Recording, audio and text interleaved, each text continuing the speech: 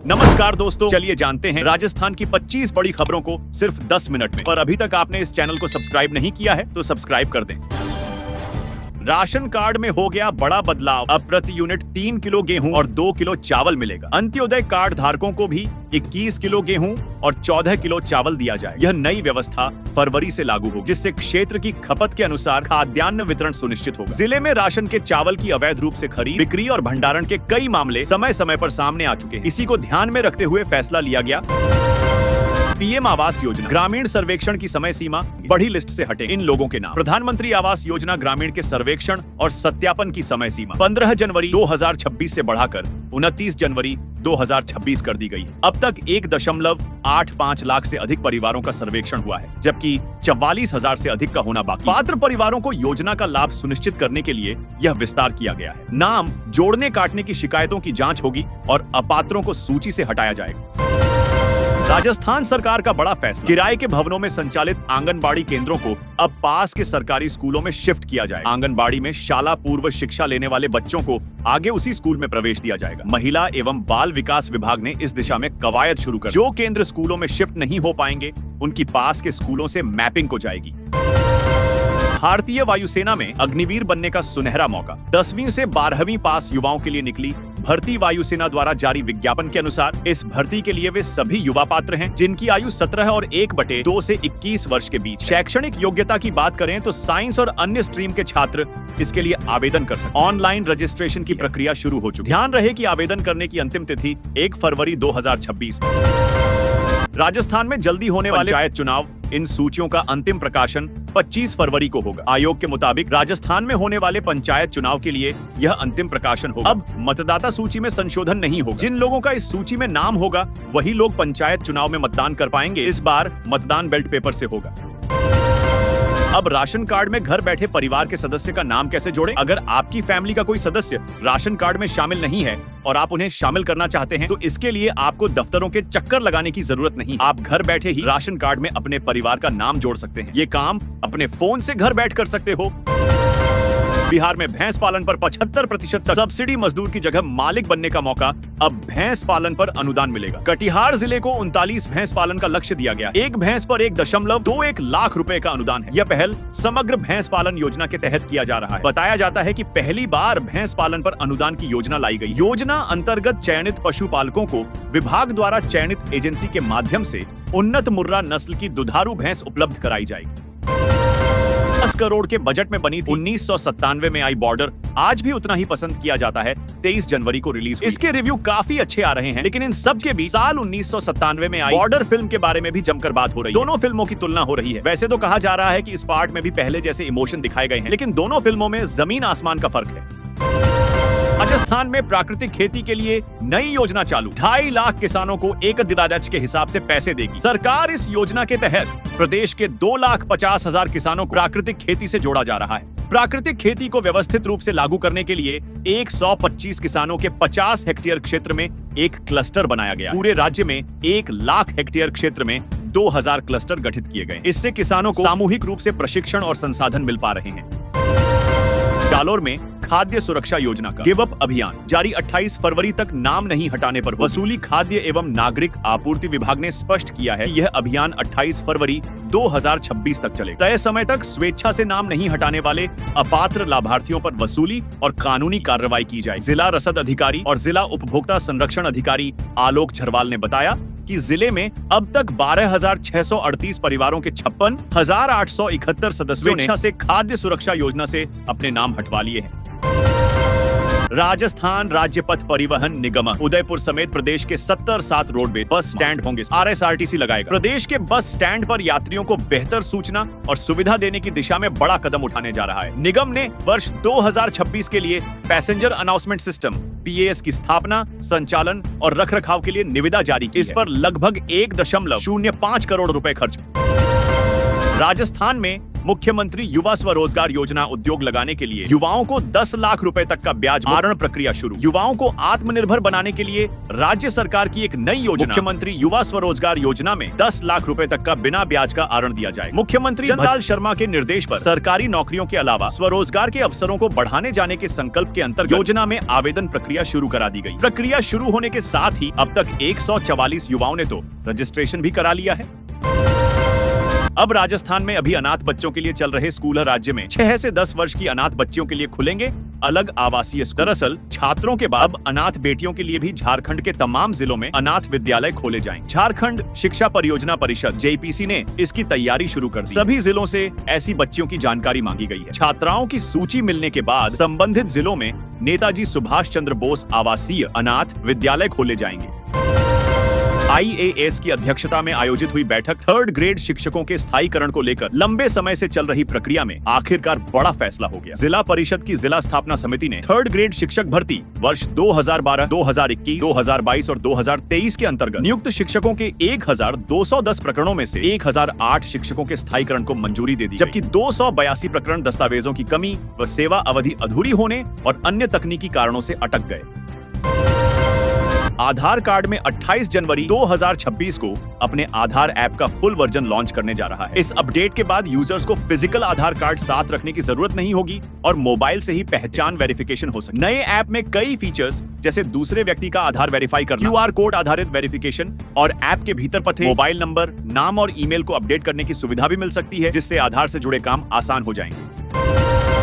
राजस्थान के इस जिले में 29 करोड़ लागत से बनेगा 100 बेड का उप जिला अस्पताल राजसमंद। जिले के भीम उपखंड मुख्यालय में चिकित्सा सुविधाओं को नई ऊंचाई देने वाला उप जिला चिकित्सालय एवं मातृ शिशु चिकित्सा इकाई भवन 29 करोड़ रुपए की लागत से निर्माण कार्य अंतिम चरण में पहुंच चुका है। भारत सरकार के नेशनल हेल्थ मिशन एवं डिस्ट्रिक्ट मिनरल फंड ट्रस्ट के बजट से भीम को कुल 2 अत्याधुनिक चिकित्सा भवन मिलने जा रहे हैं। मेहंदीपुर बालाजी आने वाले श्रद्धालुओं को बड़ी राहत। कोरोना काल में बंद पैसेंजर ट्रेन लंबे इंतजार के बाद फिर से हो गई शुरू। रेलवे की ओर से अतिरिक्त यात्री भार को देखते हुए यात्रियों की सुविधा के लिए बरेली बांदीकुई बरेली प्रतिदिन सवारी गाड़ी का संचालन किया जाए। छोटे बड़े करीब 4 दर्जन स्टेशनों पर ठहराव होने से लोगों को सुविधा मिल सकेगी। 30 जनवरी से बरेली से प्रतिदिन 21.05 बजे रवाना होकर अगले दिन 9.50 बजे बांदीकुई पहुंचेगी।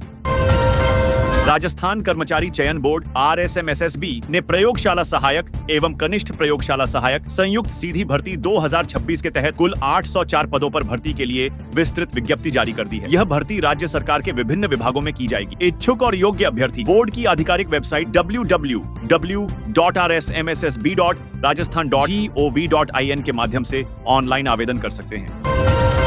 ग्राम उत्थान शिविरों से ग्रामीण विकास को नई गति। 2 दिनों में 687 शिविर, लाखों ग्रामीणों तक पहुंची सरकारी योजनाएं। प्रत्येक गिरदावर सर्किल पर आयोजित होने वाले एक दिवसीय शिविरों में 12 विभागों की योजनाओं की जानकारी दी जा रही है और पात्र लाभार्थियों को मौके पर ही लाभ भी प्रदान किया जा रहा है। प्रथम चरण में शिविरों का आयोजन 25 और 31 जनवरी को किया जाएगा, जबकि द्वितीय चरण में 1 फरवरी और 5 से 9 फरवरी तक शिविर आयोजित होंगे। आचार्य धीरेन्द्र शास्त्री ने जवानों के साथ गाया गाना। आचार्य धीरेन्द्र कृष्ण शास्त्री की रामगंज मंडी में चल रही श्री गौ माता महोत्सव और राम कथा के दूसरे दिन शनिवार को बड़ी संख्या में श्रद्धालु राजस्थान, मध्य प्रदेश और उत्तर प्रदेश से आए थे। इस भारी भीड़ के साथ 14 सिख रेजिमेंट के जवान भी कोटा आर्मी स्टेशन से पहुंचे थे। कथा के दौरान धीरेन्द्र शास्त्री श्रद्धालुओं के साथ भजन गा रहे थे। इस दौरान उनकी नजर इन जवानों पर पड़ी थी और उन्होंने जवानों को मंच पर बुलाकर दिल दिया है, जान भी देंगे और राज्य सरकार की परिवहन नीतियों के विरोध में शनिवार को राजस्थान भर में निजी बस ऑपरेटरों की सांकेतिक हड़ताल देखने को मिली। बीकानेर में करीब 1500 निजी बसों का चक्का जाम रहा, जिससे लगभग 5000 यात्रियों को परेशानी का सामना करना पड़ा। हालांकि राहत की बात यह रही कि वैवाहिक सीजन और परीक्षाओं को ध्यान में रखते हुए स्लीपर बसों को हड़ताल से बाहर रखा गया। निजी बसों के सड़कों से हटते ही रोडवेज बसों पर यात्रियों का दबाव बढ़ गया। राजस्थान में -2 डिग्री तापमान, बारिश ओले गिरने की चेतावनी, बर्फीली हवा के कारण कई इलाकों में न्यूनतम तापमान माइनस में बना। शनिवार रात को सीकर में तापमान 2.4 डिग्री रिकॉर्ड हुआ। वहीं शेखावाटी के जिलों फसलों को भी बर्फ जमने के कारण नुकसान हो रहा है। मौसम विशेषज्ञों ने रविवार को 7 जिलों में शीतलहर की चेतावनी जारी की गई, जबकि 26 जनवरी को प्रदेश में मौसम साफ रहेगा और कोल्ड वेव से थोड़ी राहत रहेगी। ससुराल में रस्में निभाकर परीक्षा देने पहुंची दुल्हन नीमका थाना क्षेत्र की नेहा ने इस कथन को सच कर दिखाते हुए समाज के सामने एक प्रेरणादायक उदाहरण प्रस्तुत किया। विवाह के अगले ही दिन दुल्हन के परिधान में परीक्षा देने के लिए केंद्र पर पहुंचकर उन्होंने यह साबित कर दिया कि शिक्षा जीवन की सर्वोच्च प्राथमिकता होनी चाहिए।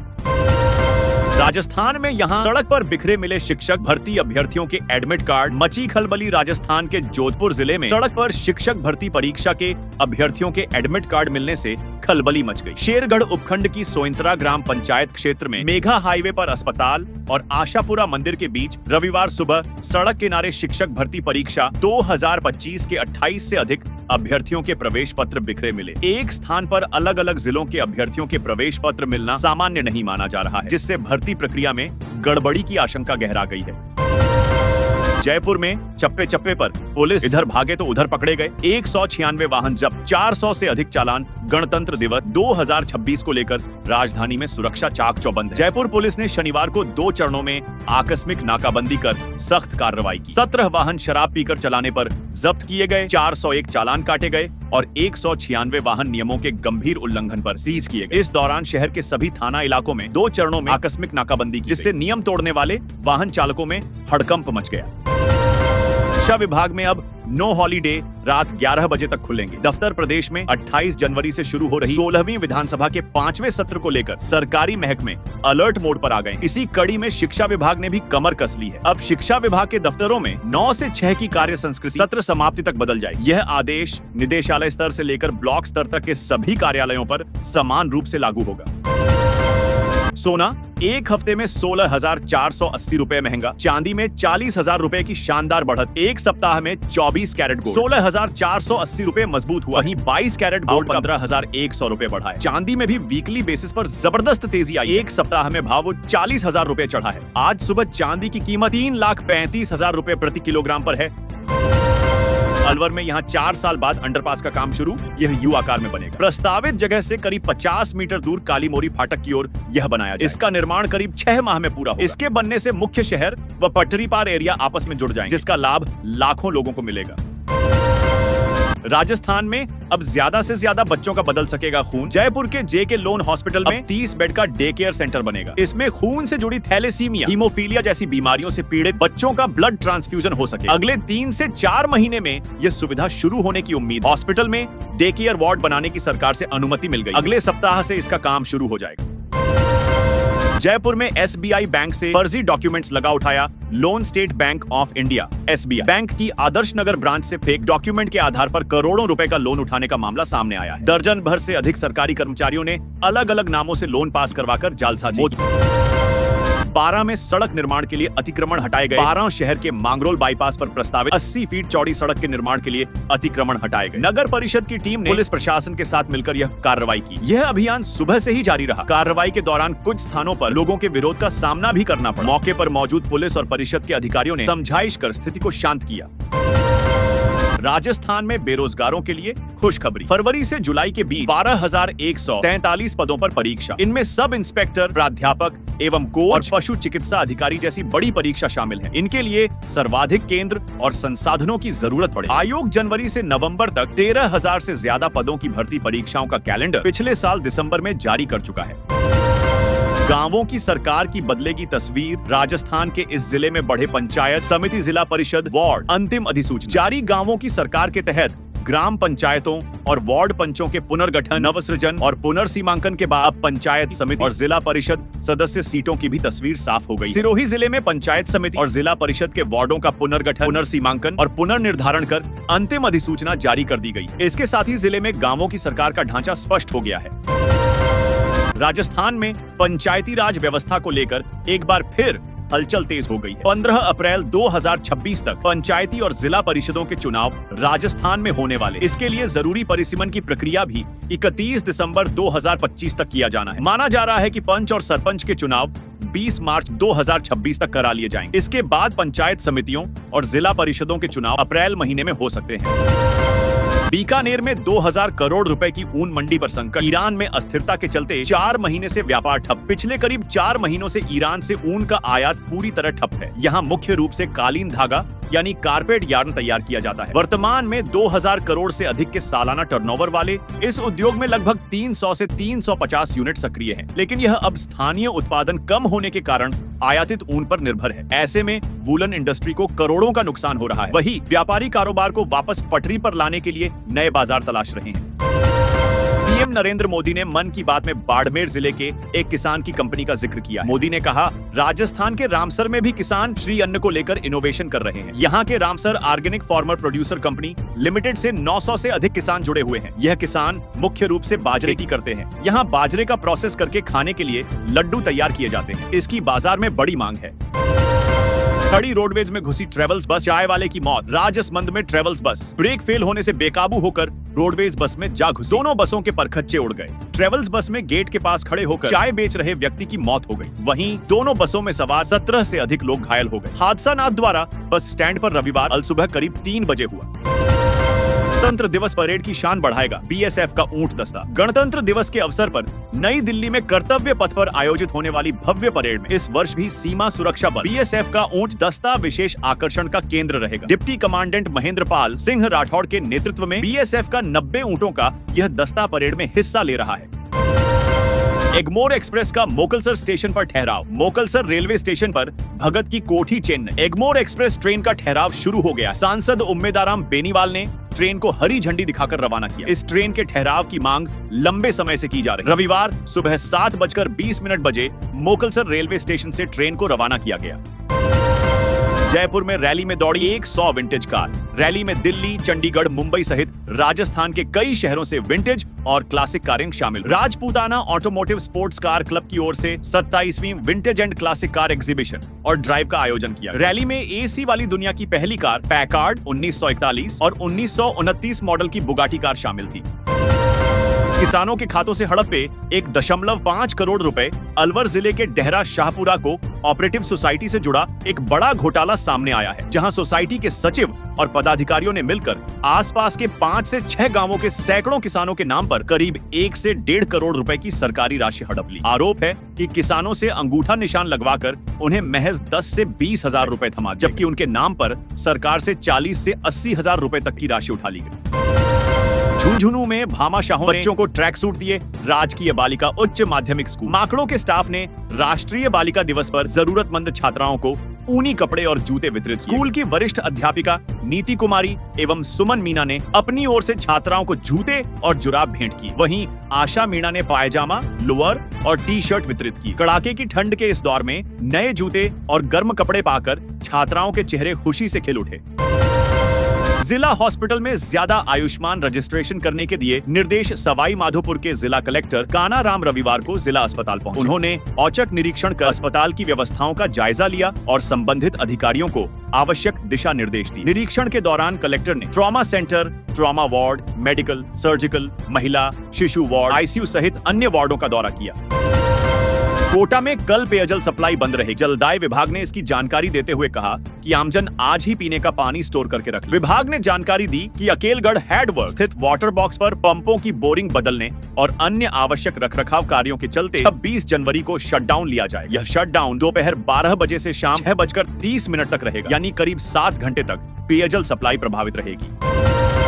अलवर में 8 फरवरी को होगी टाइगर मैराथन। अलवर में 8 फरवरी को आयोजित होने वाली अलवर टाइगर मैराथन की तैयारियों के तहत केंद्रीय पर्यावरण, वन एवं जलवायु परिवर्तन मंत्री भूपेंद्र यादव ने रविवार सुबह साइकिल रैली निकालकर मैराथन के रूट का जायजा लिया। इस दौरान केंद्रीय मंत्री खुद साइकिल चलाते हुए दिखाई दिए। साइकिल रैली में शहर के बड़ी संख्या में युवा, बच्चे और आम नागरिक शामिल, जिन्होंने मंत्री के साथ मिलकर साइकिल चलाई। करीब 10 किलोमीटर लंबी इस साइकिल रैली के माध्यम से मैराथन के रूट को चेक किया गया।